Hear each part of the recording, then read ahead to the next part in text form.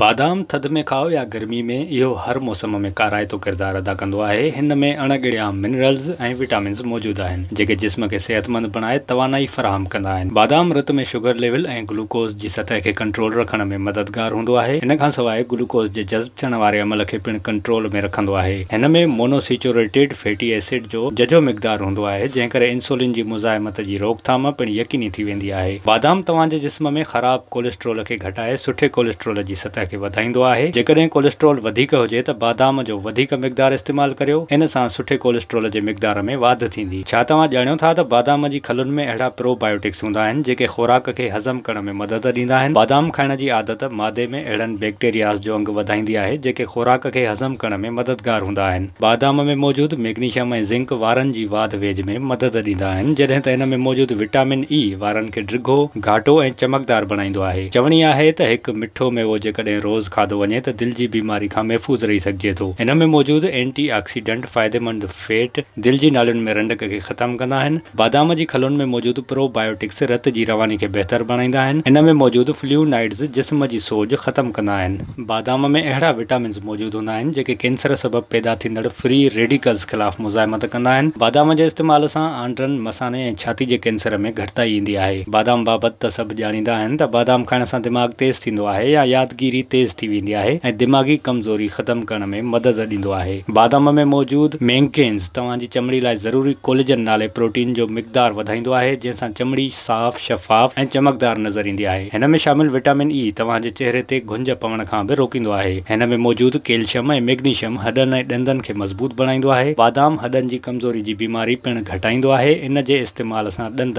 तकिड़ो नाहिनि किरंदा। विज़िट कयो अवामी आवाज़ मीडिया ग्रुप जी वेबसाइट awamiawaz.pk